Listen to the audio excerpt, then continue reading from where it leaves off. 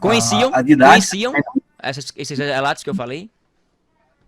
Pouca coisa, professor, pouca coisa. Eu confesso que pouca coisa, porque entra mais na área de arqueologia, né? E, de fato, eu ia acrescentar também a questão daquele papiro do Ipuver, Exato, né? exato. Aquilo ali é fantástico, que eles tentaram fazer de tudo para eliminar, mas ficou guardado, mostrando milimetricamente os dados, uma cultura que veio, que deixou eles opressores, que eles perderam. E o povo egípcio, como eu falei na literatura, eles riscavam seus inimigos para ninguém saber nunca mais sobre a história desses camaradas.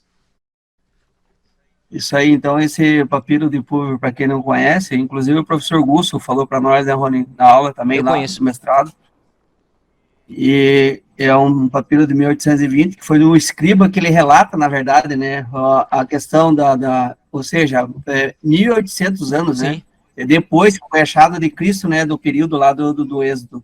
E aí, como é que fica? Foi o mesmo achado ali dos hititas, sim, né, que o professor Marco pôs muito bem. Aí caiu um descrédito quem? A Bíblia continua com crédito é. sempre, né?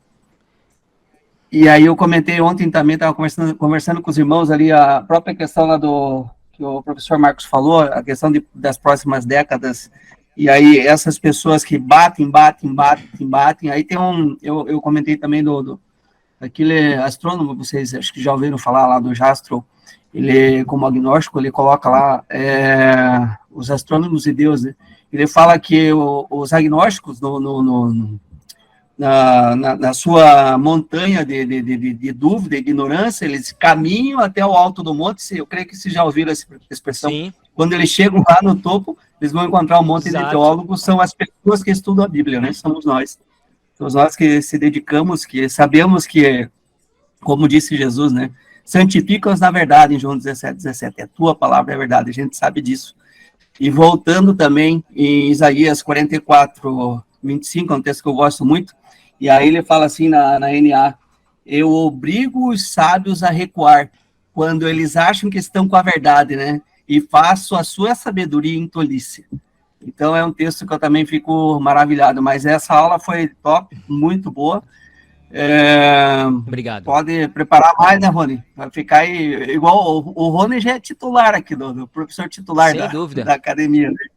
Colocou o professor Marcos também.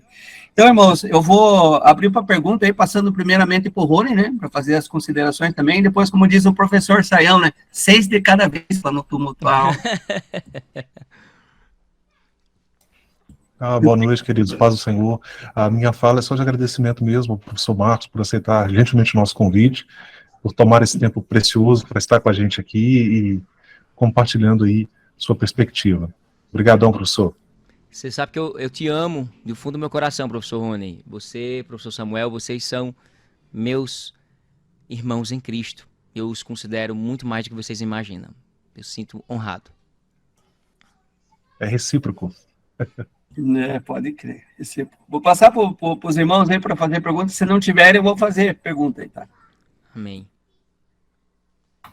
Não me Professor, pergunte o nome da mulher de Josué, viu? professor, Oi. mais uma questão de consideração ali, professor. Eu tava conversando com meu pai, quando se mostrou aquela tabuinha do Montebal, e tinha a É tabuinha perfeito. do lado esquerdo e o significado do lado direito. É que eu, volta e meia, gosto de ver outras línguas, sabe? É uma coisa até que eu gostaria de aprender no futuro. E parece que não havia uma linha que deixava simétrico essas palavras. Ou seja, Exato. elas ficavam, tipo, meio dispersas. Daí, tipo, provavelmente quando já estava em rei, já tinha um negócio mais padronizado, né? Colocar nos papiros, né? Então é muito legal ver como que muda muito a linguagem, né? Tipo, de 400 anos, sai de um negócio tudo desorganizado, depois vai para o negócio, já tem todas as linhas, já tá tudo padronizado, né? Eu acho um negócio muito massa. E Só essa consideração mesmo que eu percebi ali. ótimo. E você falando isso, é uma coisa que muita gente não para pra pensar, eu acho. Ou tem preguiça de pensar. Eu tive um professor que ele era doutor. E a maioria doutores, eu admiro muito as suas seguranças. Eu acho fantástico as suas seguranças. E eu gosto de fazer pergunta. Cara, uma pessoa que, se vocês todos estivessem morando aqui perto de mim, diga a você. Eu ia estar nas asas com força. certo? Eu sei que o trabalho do professor Samuel é muito gigante, ele tem muitas obrigações, o professor Samuel nem se fala, mas eu digo a vocês iam se ver comigo, viu? Porque todo dia perguntar coisas complexas mesmo. Mas aí eu perguntei a ele, no curso de pós-graduação em teologia, do seguinte, que ele afirmou o seguinte, ele tinha um viés, ele disse o seguinte, olha, ele falou sobre, ele comentou sobre o Pentateuco, aquela coisa toda, que poderia ser meso ou pós-exílico, aquela coisa toda de 300, 400, 500 ou 600 anos antes de Cristo. Que existe alguns críticos que creem porque eles tentam anular a revelação de Deus por Moisés. Mas se Jesus falou várias vezes sobre Moisés, eu acho meio assim estranho. Jesus estava errado, equivocado, pobrezinho, errou. Não, ele não errou. Agora, existe uma coisa interessante que você falou, só tirando um gancho aí, que se de 10 em 10 anos, 20 em 20 anos, 30 em 30 anos, 40 anos, se muda a nossa ortografia, por que não no hebraico antigo? Não poderia mudar o estilo de se falar algo, relatar algo, professores que estão aqui. Se o relato de Gênesis 1, 2 até o outro, para mim eu mostrei aqui, confiram lá no hebraico. Será que depois de 100, 200 anos, a forma de aplicar aquelas informações seria a mesma? Será que... eu vou falar uma palavra, o que quer dizer a palavra presto em Apocalipse? Vocês sabem? Vocês não vão se lembrar. Sabe por quê? Porque essa palavra ela deixou em desuso em 1945. Oxê, professor, eu sou professor, uma coisa que eu amo é estudar palavras. Na minha pós-graduação em linguística, eu estudei centenas de palavras. E a palavra presto era usada em Apocalipse para dizer assim, eis que presto venho. Algumas traduções antiguíssimas tinha. Aí agora diz o quê? Eis que a qualquer momento venho, guarda o que tu tens. O termo usado lá era eis que presto. A palavra caiu em desuso e se tornou arcaica. Então ela não se usa mais. Então, se no intervalo de 5, 10 anos tem palavras que caem em desuso e a gente começa a adequar o nosso diálogo, por que no Antigo Testamento isso não poderia ser?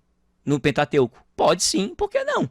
Aí por isso que ninguém quer enxergar isso. E detalhe, se alguém disser que o Pentateuco e os demais, eu estou dizendo que existem pessoas que afirmam, certo? A minha pergunta que eu faria para eles é o seguinte, vocês acham que o pessoal lá no exílio babilônico ou pós-exílico babilônico teria tempo de pesquisar um dicionário específico da época de 1400 anos antes de Cristo, do período egípcio, no período médio do egípcio, que existe uma estrutura a ser falada. Como eu disse para vocês, eu tenho professores que eu conheço fora do Brasil que estão estudando há mais de 20 anos, o egípcio da época de Moisés. E vão comprovar nas próximas décadas mais de 100 mil palavras, juntando todo o Pentateuco, juntando tudo, a semelhança da época egípcia. Inclusive o nome Moisés é um nome egípcio. O nome Moisés é um nome egípcio, Moshe. Então, se o idioma evolui, como disse Soucy, né? O idioma é dinâmico, o idioma ele vai evoluindo e as palavras vão seguindo, a gente vai mudando as palavras, tem palavras que vão mudando, é chamada na linguística de evolução semântica. Então, por que eu não dar esse crédito e dizer assim, rapaz, o idioma muda? Aí eu fiz essa pergunta ao doutor, ele não me deu resposta. Por quê? Porque eu disse a ele, então quer dizer que é uma construção pós, mesoexílica, tá bom? Então, onde foi que eles encontraram mais de 20 mil palavras do Pentateuco, do período egípcio, onde é que tinha esse dicionário na época de 300, 400, 500 anos antes de Cristo? Não existia dicionários em si. Não há possibilidade alguma, a não ser que esses camaradas que estavam lá há 400, 500, 600 anos antes de Cristo tiveram uma revelação sobre triple, quadruple, poli, revelativa de Deus. Assim, eu vou te revelar uma coisa que poderia ter acontecido, eu vou dizer as palavras milimetricamente, coloca aí. Não há possibilidade alguma. Seria um milagre, professor Rony, professor Samuel, seria um milagre fora do comum. Então por isso que eu não tenho medo algum de dialogar, até debater com qualquer um que seja nessa área linguística, na minha área de formação e especialização. Bora estudar as palavras? São mais de 20 mil palavras no mínimo, professores. Ó,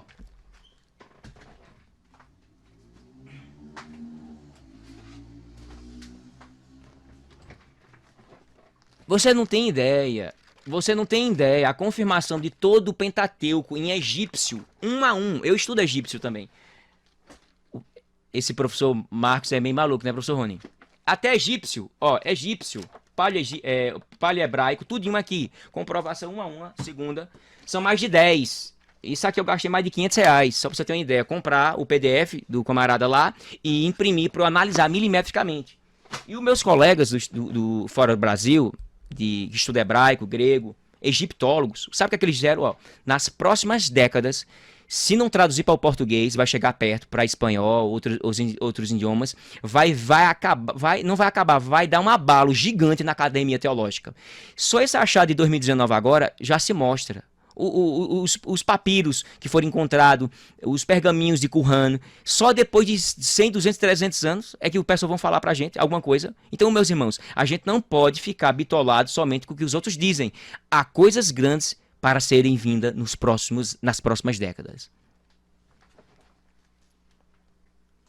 Que nem diz o amigo meu, ai, ela machulha. Pessoal, só primeiramente para servir de exemplo para todos nós aqui, minha esposa chegou agora do centro, ó que vieram lá na praça para ela lá, veja. Aí, ó. Ô, Glória! Aí, ó, tem que distribuir Bíblia aí, que o pessoal tá distribuindo o coordenado aí, tá vendo? Meu querido, é sempre um prazer ter o professor Marcos aí conosco, muito conhecimento.